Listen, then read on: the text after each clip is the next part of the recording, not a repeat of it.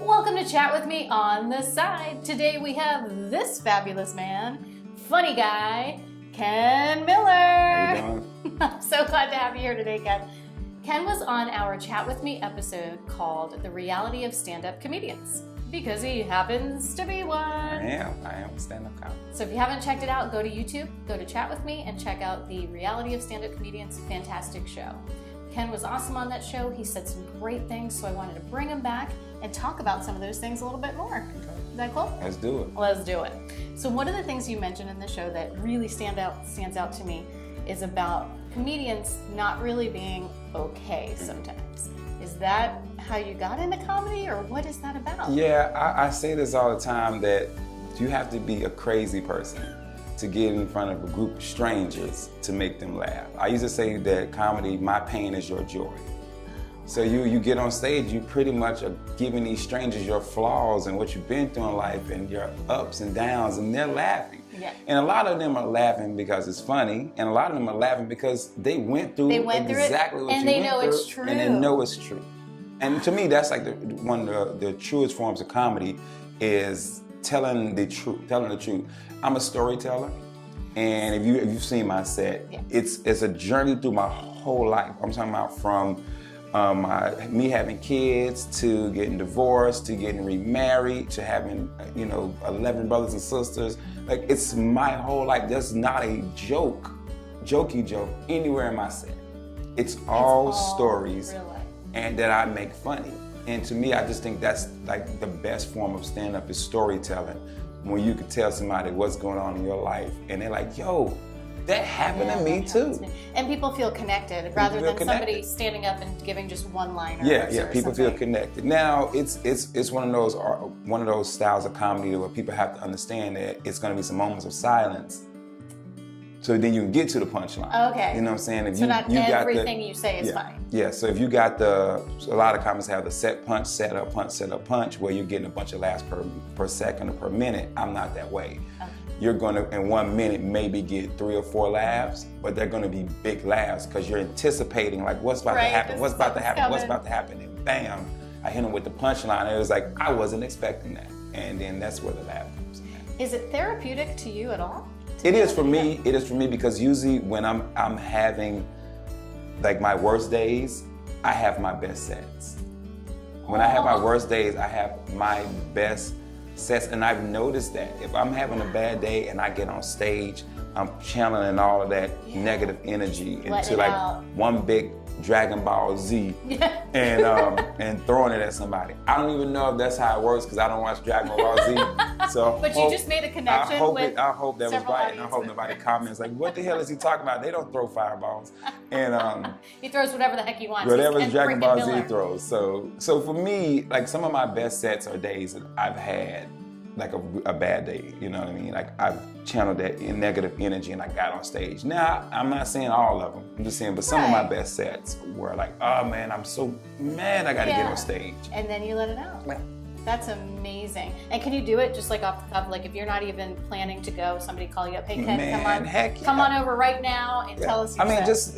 Just last night, I did the Orlando Improv with Devin and James John, and Jeff Jones was supposed to do it. And I jokingly said to him, like, hey man, I'm coming to do a guest spot. He said, you can host if you want it. I said, I'm on my way. Yeah. But I'm like that. I have a bunch of sets in my head. A comedian named Type Mike had taught me that you should always have a 3-minute set, 5 minutes, 7, 10, 15, 20, 25, 35, 40, already in your head. So if you walk into a club and it's like, oh man, the comedian didn't show up today, I need you to do 10 minutes. And you ain't got the notebook like, okay, what am I gonna do tonight? I'm like, okay, cool. That's the set I'm gonna do. And I walk on stage. I have an hour and 30 minutes of material in my head that's polished that I can get on stage and take 5 minutes out of that 90 minutes and do a set. That's awesome. So you said you're one of 11 or you have 11 siblings? I'm one of 11. I'm number 8 of 11.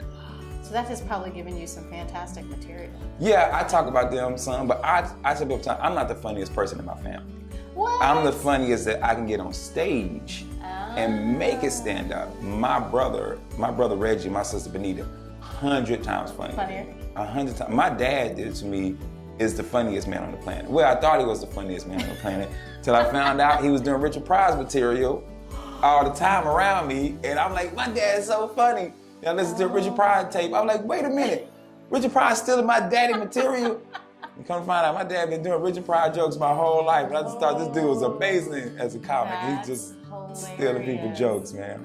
Were you always like the class clown comedian? Yeah, I'm always funny. I wouldn't say class clown because my mom was crazy and I couldn't get in trouble in school. I was just always funny. The reason I started doing comedy was because I grew up in the projects. I'm from Southside Greensboro, Hampton Homes housing projects. And when you're 8 of 11 kids, ain't much money in that house for to be, divvied up for clothes and food. So me and my brothers would wear the same clothes. So if I wore something on Monday, he would wear something on Tuesday. Or we would swap shirts, you know what I'm saying? Or he'll wear a pair of jeans, that's how we did it. So when kids would make fun of me, I would make fun of myself before they could get the joke in. But then I learned how to start making fun of people back. And I just kind of channeled that into just being funny. Yeah. And so then I just started making jokes and started just, being the funny kid. Like in the 10th grade for physical science, I forgot my science project. I didn't forget it, I just didn't do it. My science teacher, Miss Barnhart, said, then you gotta do 10 minutes of stand-up comedy in front of the class. So she must have seen something in you. And that was the first time I had ever did like stand-up. And it was just 10 minutes of how my mama whooped us and how my best friend at the time, a kid named Corey Seiler, was a fat kid. And every time nobody was laughing, I was like, but Corey fat. And then everybody just started laughing. And I did that for like 10 minutes and I got an A on my science project. And that was the introduction of stand-up. And then I did it again when I was 19 in the military because I was the funny guy on post. I did 9 years in the Army. And I was a funny guy on post, and I wrote this whole routine. And I got on stage and forgot it. I couldn't remember it. In front of your military In front of like a bunch of military people. And so I ended up doing Chris Tucker's Def Jam routine. No, you didn't. So you're just like your daddy. I'm just like my dad, yo. So then I didn't do comedy again for 10 years. And then when I was 29 years old, I went to the Why Not Lounge in Altamont Springs. They had an open mic there. A friend of mine talked me into going. I took like 30, 40 of my coworkers. Nice. Went to open mic and killed it.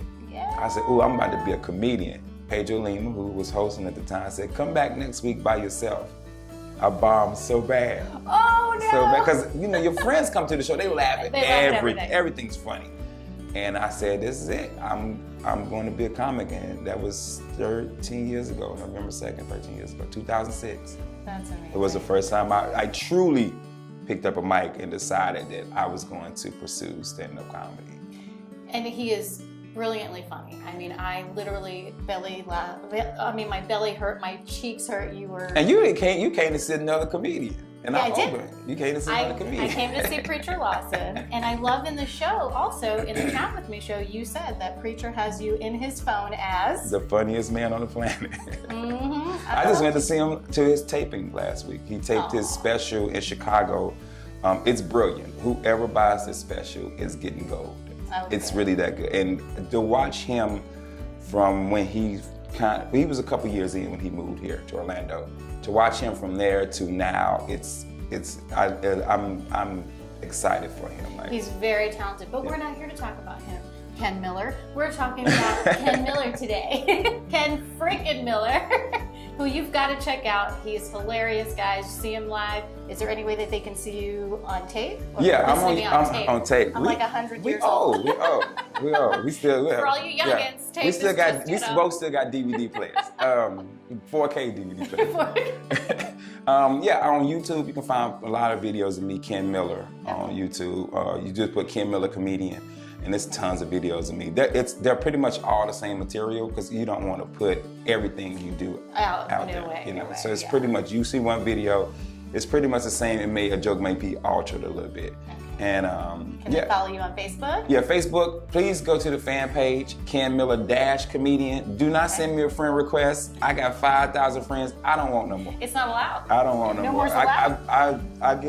I'm still getting like 30,000 things. And I've been deleting people, Aw. but I'm not adding He doesn't anybody wanna else. delete you, I don't so want to delete you, follow so the just fan follow the page. fan page. I will talk to you on the fan page. Okay. I talk to everybody. I mean, people talk to me all day, like, Aw. because I don't know if I'm not a celebrity, but I guess they think I am.